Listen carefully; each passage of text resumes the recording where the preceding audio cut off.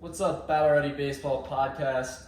We're back with another episode today. I'm joined with Luke and Reis, and I'm Anthony. And today our topic is baseball films. I know everybody loves a good baseball movie. They're fun, they're entertaining. They have a lot of hidden symbolism and meaning.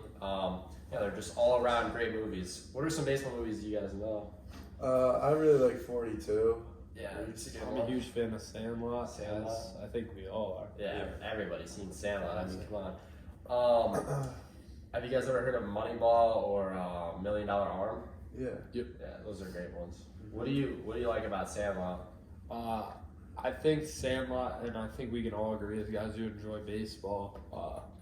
Growing up, it's kind of symbolic of like being in your neighborhood, playing wiffle ball, playing catch, playing baseball with the other kids from nearby houses, just having a good time during the summer. Yeah. Doing what you love to do. Yeah, I feel like that like correlates to like growing up too, and like following your dreams. It's like a big theme of the movie because like we all grew up playing baseball as a kid, playing with our neighbors, playing with each other, just doing our own thing. And now we're all going to play college baseball. We're still playing. We still love the sport. So it's like definitely just a thing where growing up you're playing it, now you're playing it still. Yep. Absolutely. So for Sandlot, Smalls, the kid who moved in with his mom, I really think like Benny, who was like the leader of their group, he was really took him under his wing and taught him how to play baseball. Got him involved with the friend group. In the beginning, he was rough, rough, really just like a nerdy kid. Like, Yeah. He didn't want to go outside. He didn't know how to play catch. He wanted to kind of stay inside, play with his what did he make robots? Like he was just always just by things like himself. roller coasters. Yeah. He wasn't one of those kids who went out of his way to talk to people. So I think Benny taking him under his wing really helped him Show out. like leadership and what it takes to get to the next level. Because I know like we're all trying to get there, and like him following his dreams, growing up playing baseball as a kid, followed him all the way to the majors. And you really had that mindset that you have to have that takes you to the next level. So. And I think it covers pretty much like you always had that kid in your neighborhood who just enjoyed playing, who wasn't very good, and you also had that guy who was just that's a here good compared to the rest of the example. We've all been there where we're not, as good as we want to be, or we have to get better to be where we want to be, and it shows like, again, the theme of the movie, just keep working hard, follow your dreams, and that it'll take you there. Like, and you like to have somebody like Benny who was that like next level guy and take you under their wing. Yeah, I agree. What about like the Beast in that like movie? Like they always, every time a ball would go over the fence, the Beast was like always. I think that's a good semiotic example. Like he was like the devil to them. If they had to go over that fence, they were scared for their lives. Like they thought this was some big bad creature, and then when they figured it out, he wasn't this big bad creature. He was this was just some normal. Well, that's like in life the same thing. Like there's always that one. Like growing up, you're like, face your fears. This is scary. This is until you grow up and mature and realize. Yeah. So I think that's a good semiotic example. It is because like it's again going back to like growing up as a kid can relate to like now like you have challenges that you're scared to face, and you face them, you're like, oh, that wasn't that hard. Or like you have to do something you're worried about, you're scared to do it, and then you do it and you kill it, and you just feel amazing afterwards. So that's pretty good symbolism in that movie. It's a great movie. I love Sandlot. Move on to what do you 42 maybe? All right, so tell us a little bit about 42. 42, obviously, about Jackie Robinson and how he had to overcome all of the name calling and racism he went through. So like for 42, I really think the number 42 obviously is like the Nissan. No, that's a good. Excuse me, semiotic. That number overall is now retired for him, so it's already a symbol in today's day and age. But, like that number overall, like it kind of represents obviously him and overcoming adversity. And like racism in general throughout baseball, stuff like that. So I think for a semiotic example for 42, that's a great one. And it's like looking at it as almost like a bigger picture outside of baseball. Like people all throughout history has faced adversity, like racial issues, not even racism, like just problems. And like baseball's kind of a way time period of like what was that? 45, right around the end of the war, and then came back, started playing baseball. Yeah, and it just goes to show like a symbol that like of hope and faith, and like he really stands, and the number 42 really stands just kind of like a symbol of hope and like overcoming adversity and problems that may be in your way, whether they're relating to baseball or just real life, because I know everybody is facing problems, and it just goes to show a good symbol of like maintaining your faith, maintaining your focus, and just being. And it's like it also could stand for like freedom, like Well, another thing I noticed was like we were just talking about Benny the Jet taking somebody under their wing. The owner of the Brooklyn Dodgers, Branch Rickey, who decided to sign an African American baseball player and make the difference, is similar in that. Yeah, definitely, dude. He's that same figure. He does something people don't do because he knows it's right. And at times when Jackie was struggling, he came, he spoke with him. When Jackie wanted to give up, he was that voice in his ear telling him, "You're this close to changing the world," which he ended up doing ultimately, and changed the game as we know it. Mm-hmm. Yeah, that's great. For mise en scène for 42, I had like the background and foreground was covered with like the screaming fans and like all the like yelling and racial slurs they were throwing at him. Mm-hmm. So like really, if you pause that movie, when he's walking up to the plate, you have the coach from the other team screaming at him, calling him slurs, and all the fans swearing at him, talking about how bad of a person he is. You really get a sense of like what African Americans had to go through at that time, which is as terrible as it is, and it just shows also on the flip side is like how Jackie was able to overcome that adversity and still, shine as a baseball player. Obviously, he's one of the best to ever play, but not just because of who he was, but how he played, even in the eyes of adversity when he was being like called these bad things. Basically, everybody wanted him to fail, even his own fans. Like he had basically no support except his family and loved ones. Which there's another point. Just always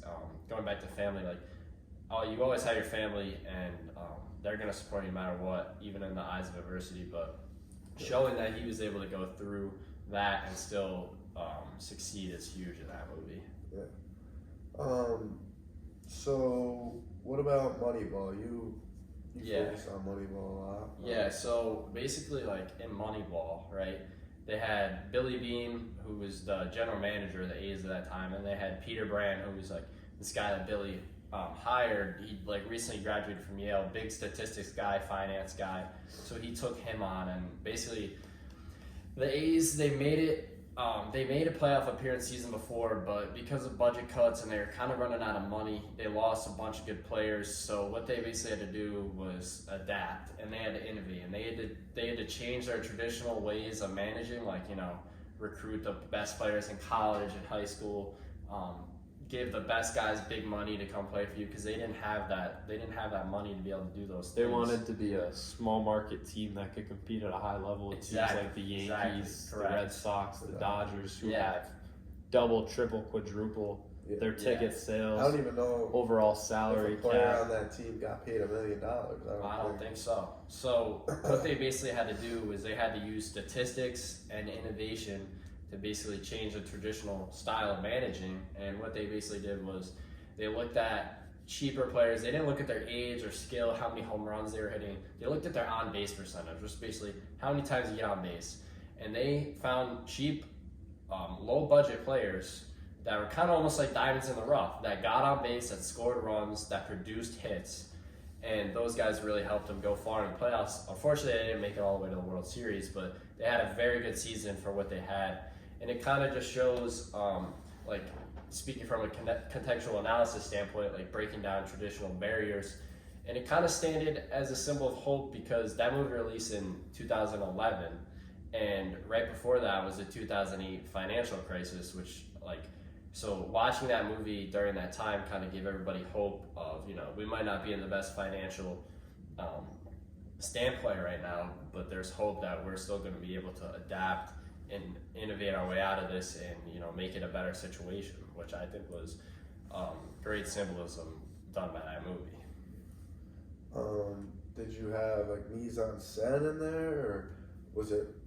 Yeah, no. So the mise en scène in that was basically like, I would say, kind of the stadium as a whole. The movie really didn't focus on the players too much, or like the actual field. It was more the behind the scenes, like the scouting rooms, the manager's office, like the meeting rooms, all that stuff like that. In the locker room and stuff. Yeah, it showed the behind the scenes of what they had to do in order to win. They didn't really focus on the players too much because they didn't need to.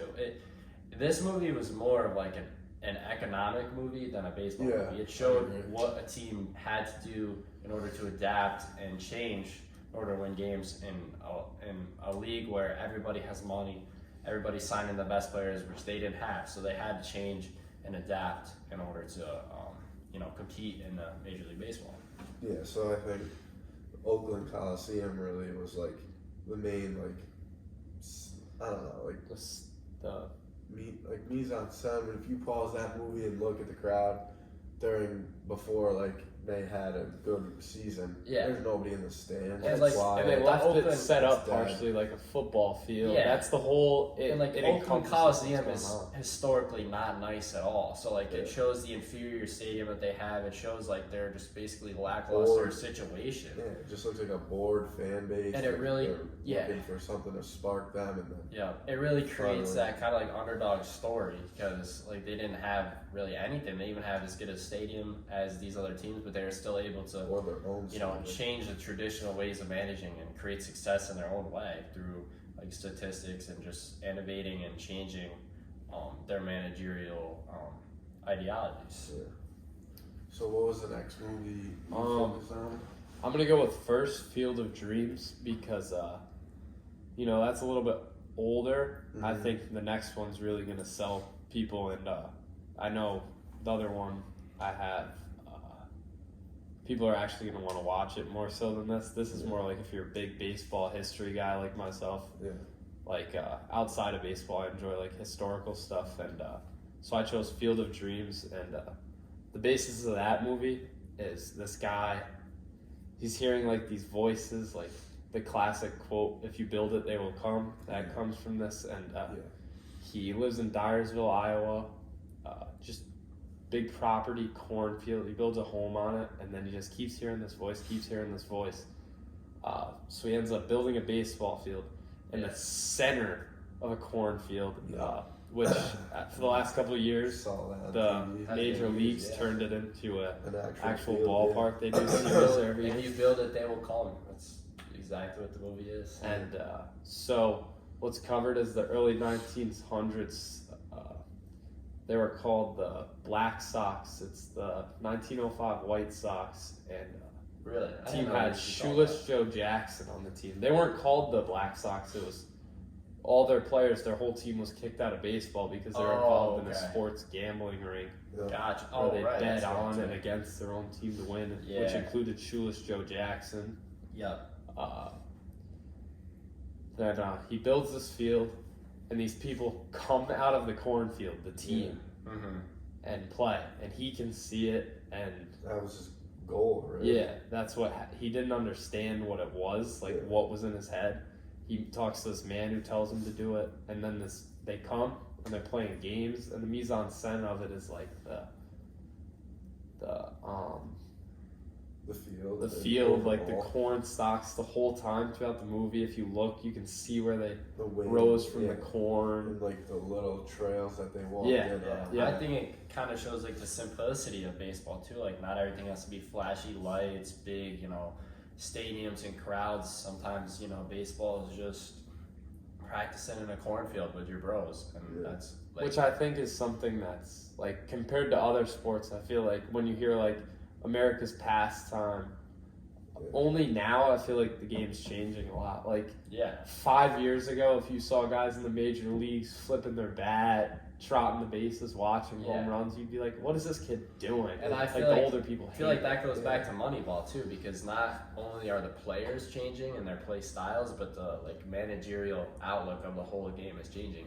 Guys are doing crazy stuff. Anything it takes to win. It's not just like big budget teams. There's underdogs, everybody. Every year you hear of a new team that's like coming up to, make a standpoint and possibly win a World Series. So, other than the field and like the corn stalks, like what else was like the backdrop behind the field? It was like just wooden stands, wasn't it? It wasn't anything. Yeah, they were behind home. There was only the screen behind home, like you'll see at a random park. There's no fence in the outfield. The ball would just go into the corn. And later on, like when the game was over, they'd walk out into the corn and they'd vanish just like before. Like gone, like they're ghosts. And it's weird. I'd say another big part of that film is like the importance of the game is shown, like we're saying, because like this guy literally has this random field in his yard. Yeah. His house here, field here. The game's going on here with this team of literally deceased baseball players who arise from the field, and I think it almost adds like something you don't see in baseball or sports movies at all. It's like a sports fiction version or science fiction version of like a sports movie, which is pretty cool, and I don't think you see much. Yeah, it's cool that they kind of switched up the traditional style of baseball movie and kind of changed the narrative structure. You have any movie? The next movie I focused on was Angels in the Outfield, and that was like about it, like a kid who was a foster kid. His parents weren't together, and he got adopted. And the Angels in the Outfield part is the Angels, who was the team his father was on. They were like the worst team in the MLB. There was like no star players. There was nobody that stood out. And the kid really he wanted both of his parents together, whatever. And like the angel part, or the Angels in the Outfield, is like the dad was praying. He was praying for like his son, and like he wanted a happy family, whatever. So one time he was praying, he literally felt the angel come over him and like answer what he was been praying for, which is to have a happy family, which is what he wanted, as long as the team was successful. Yeah, I think that's a great piece of semiotic analysis, like that angel coming out and kind of giving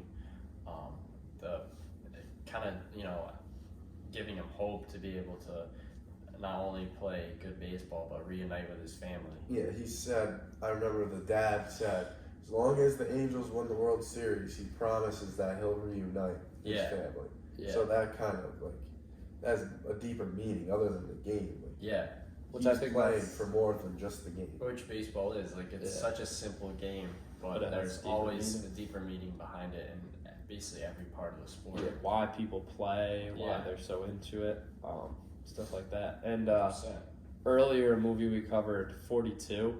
I want to go back to that. My last movie I covered individually, A League of Their Own, same time period. Yeah. Same theme, like changing the game, changing the world.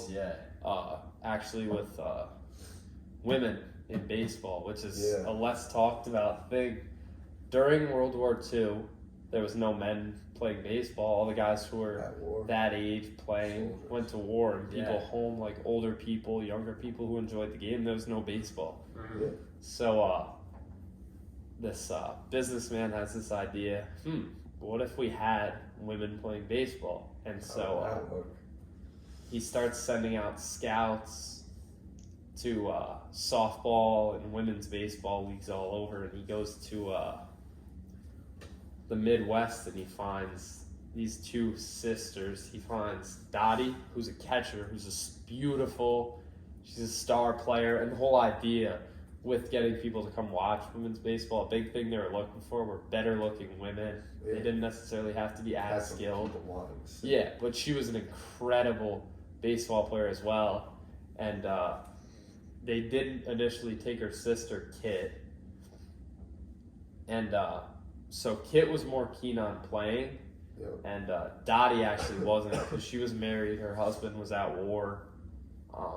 So they end up convincing the scout to let both of them come. They go to this tryout. Both of them make the same team, the Rockford Peaches.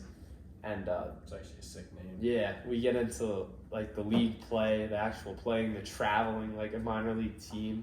they get this coach, Jimmy Dugan, who's played by Tom Hanks. And Tom Hanks wasn't in the war because he was an alcoholic. He couldn't. I remember that. Yeah, and he was so a mess in that movie. yeah, he's the coach, and they hire him. And the guy who hires him, the league owner, he's like, "You don't have any problem with the drinking anymore. You can do this." And he's like, "Oh yeah, I don't have the money to drink anymore." Not a typical role And you'd see. yeah, Tom Hanks so play. when they get him, he's in the dugout. He's half asleep. He's got a big wad of dip in, and he's hammered. He's not paying attention. He's like yelling at the women. Yeah, there's this one part where this is where we get into like it changing the world and the narrative of what a woman's role is. There's this one girl on the team, and her husband's not at war, but he tells her like, "I can't watch our son anymore. Blah blah blah. You have to be done, or he has to go with you." So she asks Tom Hanks' character, Jimmy. She's like, "Can my son come with us to travel?" And he gets into like this, using this line, which is like a quote now. He's like saying, "Ball players." That's all he says, like, because they say like you got to treat these girls like ball players. Yeah. He's saying ball players, like you're gonna take your son on the road with you. Like if you heard of a professional baseball player doing that, you'd laugh. Yeah. But so they have this kid coming with them, and then another thing that changes is they put Madonna in the movie as this girl, May, who's a center fielder. She's like very flashy. A big thing the girls didn't like initially were their uniforms. There were these short skirts. Yeah. And it was to kind of like sell like almost like misogynistic. Yeah, like to get men to come out, which was different from them because I know for a fun fact, like in that time, a little earlier, women wearing bikinis with too much of their body showing would be ticketed. It was frowned upon, and you could be arrested. And then they have this going on, which is a change. And then this girl May steps outside of like the role of being a good wife, and like she goes out to clubs, and she's known for like being like a dirty dancer, and like she's not married. I think that movie really shows like the kind of speaking from a contextual analysis standpoint, like how again baseball changed traditional values of things. Like women like had to take a different role in society, and like they had to. Like apart from baseball, they had to get real jobs in like factories, things like that. Yeah, which is something like before the war, it was never a thing. Like women didn't really go to work, and after the war, it becomes a fight. Like they vacuumed, they did the dishes. Yeah, so something with the movie is like, sorry to interrupt you, but like a big part of it was like knocking down traditional barriers. That so when the men came back to baseball, the girls who initially were like, we'll play. We're like, hey, where's our league going? We just gained traction. We got a fan base. We're enjoying it. The league's becoming a big thing. And that movie also kind of shows how baseball helped kind of like change the way that women were acted and treated in society. So that's another piece of contextual analysis from that movie. There was more freedoms. You had the ability to go work. You had the ability to dress how you want to. Things like men could do. Yeah. It changed their role in society through baseball, which is, I think it's really cool. And the movie showed that in a great way, but also mixed in like I don't know, it had a good hint of comedy as well, where it had this, for sure, Tom Hanks guy who's the drunk. He's a drunk coach. He doesn't care much. Yeah, he's kind of a creep. Loose morals. Yeah. Have you guys seen $1 Million Arm? Yeah. So basically, like that kind of follows a narrative, like classic 3-act structure. So when in like Act 1, the JP Berenstein, who is an agent, he's kind of like lost his last couple clients. He's not really doing well. He lost a big one that was potentially going to make him a lot of money, called Popo. His name was Popo, and so basically his assistant was watching cricket one day, so he gets the brilliant idea, all right, I'm gonna go to India, recruit players there and see what they can do. So basically what he does is he sets up a kind of like a game show in India where whoever can throw basically the best, the hardest, he's going to take him, try to bring him to the United States, try to make him sign a professional contract. And when he's down there, he meets these two guys, and their names are it's Rinku and Dinesh. So basically, like they are basically they're good baseball players in India. So they JB takes them to the U.S. and they have to face things like cultural barriers, language barriers, and all while training to try to make it to the major leagues. And then that kind of brings you into Act 2, where they meet the coach that trains them, whose name is Tom House, and he trains them to get ready for the major leagues physically, but also what it takes mentally, which is tough when you're just coming into a new country. You don't really know what you're doing. You don't even speak the language. On top of the stress of trying to get ready to sign with a major league team is because crazy. they were professional cricket guys, so to learn the mechanics, they have to throwing, learn the entire game. It's like a young kid on top of learning the language, learning how to live here, the cultural, societal differences, like you said. Exactly. Yeah. And then on top of their struggles, you also have the agent JB's struggles, because he is trying to find his place as an agent, trying to be successful, doesn't really know if this is going to work out. And then at one point in Act 2 of the movie, when Popo comes back into the mix and like acts like he's going to sign with JB kind of pushes away their names are Rinku and Dinesh, and he kind of pushes them away for a while, which kind of makes their progress halt. They're kind of stagnant where they are. And then once Popo decides to sign with somebody else, JB kind of realizes his mistakes, and that kind of teaches him the lesson of like being loyal to the things that are working for you. Be content with what you have. Yeah, and be make the content best of it. with what you have, and it helps him create better relationships with his clients and just become an overall better agent. And then in Act 3 of the film, it kind of shows Rinku and Dinesh getting ready for their tryout, and then what they go through at first. Right? They struggled at the tryouts at first. They kind of thought like, all right, well, might as well give up. But then JB, kind of with his new ideology on these guys, goes, no, you guys are going to make it. We're going to train even harder. And then eventually they land with the Pittsburgh Pirates after a great tryout, and they both get a contract, becoming the first Indian players to ever play a professional sport, let alone baseball, which is really cool. And during that time, JB kind of reflects on his successes and almost feels like, well, he really does feel like a sense of passion and satisfaction for his own work, which he struggled with before. So I think that's just that type of narrative structure, the classic Act 1, Act 2, Act 3, is really prevalent in that movie. Kind of just shows like a true underdog story of not only the players but also the agent too, which is really cool to see. Conforming, like a lot of these movies within baseball deal with two different types of people coming together. Exactly. Like just like Sandlot, you have a nerdier kid and these like baseball veteran baseball players, athletic kids. Yeah, they have to conform. Now you got this guy having to conform with exactly. It's the same thing with League in Their Own. I thought people playing baseball and different roles in society, which is kind of goes back to what we were just saying. Yeah, I thought a cool thing with this movie is